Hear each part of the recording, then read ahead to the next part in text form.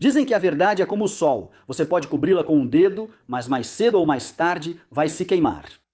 Pois bem, nossa ilustre presidenta, sob as ordens de vocês, sabem quem recentemente, e justamente antes do escândalo de Rocha Moya, nos presenteou com um momento de honestidade, tão brutal que até os bajuladores mais recalcitrantes da manhaneira engasgaram com o tamal de Chipilim.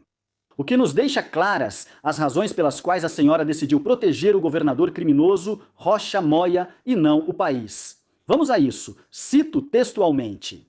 Todos somos zelosos da nossa independência e, em particular, o governo mexicano. Este governo, o governo de López Obrador. Cláudia Sheinbaum Pardo, em um deslize que Freud analisaria com um balde de pipoca. E não estou inventando, foi exatamente assim que ela disse. Aqui está o momento. Todos os mexicanos somos zelosos da nossa independência, todos. E, em particular, o governo mexicano também. Este governo, o governo do presidente López Obrador. E antes bem que seja julgado. Obrigada. Bravo, magistral. Nem nas melhores épocas do PRI se via uma abnegação e submissão tão absoluta. Cláudia não só herdou o bastão de comando, parece que herdou o roteiro, o ponto eletrônico e, pelo visto, até a burrice. Independência de quem ou do quê? É fascinante ouvir a palavra independência saindo da mesma boca que, em uma única frase, apagou sua própria administração do mapa cronológico. Falar de independência enquanto você se define como a continuação do seu antecessor é como dizer que é vegano enquanto morde uma coxa de peru. Simplesmente incongruente. Mas não se enganem, não é um erro de dicção, não é que as altas temperaturas tenham pregado uma peça nele. É o subconsciente gritando o que todos nós que temos um mínimo de bom senso já sabíamos: não há presidente. Temos uma encarregada interina, uma simples serviçal.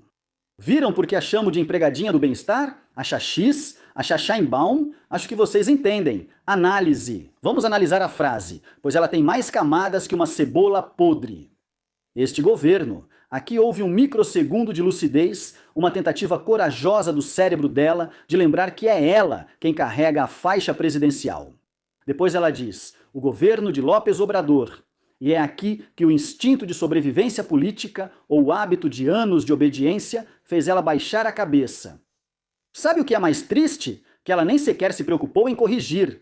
Não houve um desculpe, quis dizer meu governo, que continua o legado. Não, ela deixou isso no ar como o cheiro de comida de rua em um comício, confirmando que no Palácio Nacional as mudanças foram só de roupa, mas não de comando. Nos venderam o segundo andar da transformação, mas o que estamos vendo é um porão onde Cláudia se tranca para ler o diário de campanha de 2018 e não sair da linha. Sempre foi dito a vocês, foi avisado de todas as formas possíveis. Votar nela não era escolher a primeira mulher presidente, era escolher um Maximato 2.0. É patético ver como os defensores do regime tentam fazer ginástica mental para explicar isso. Dizem que isso é uma estratégia de comunicação. Não, senhores, é que a senhora esqueceu de disfarçar. Ela se sente tão insignificante que já aceita isso assim, sem mais nem menos. Em qualquer empresa séria, se o novo diretor dissesse que quem continua tomando as decisões é o chefe anterior, os acionistas venderiam até os móveis.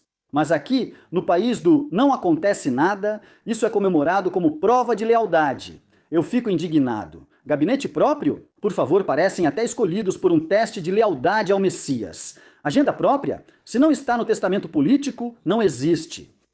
Voz própria? Só quando imita aquele tom pausado e tabasquenho para não destoar.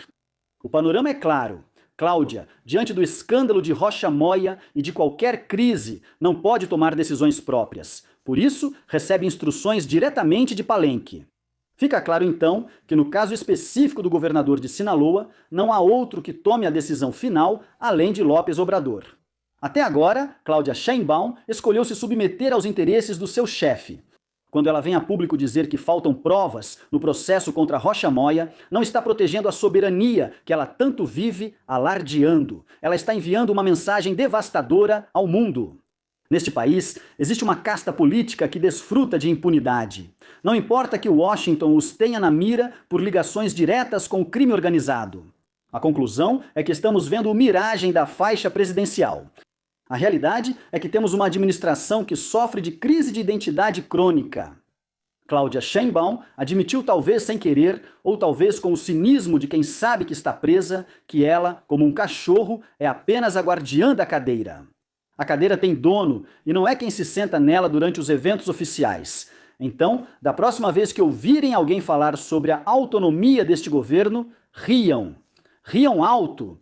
Porque quando a própria protagonista te diz que o governo dela é o do antecessor, só resta agradecer pela honestidade e preparar o café.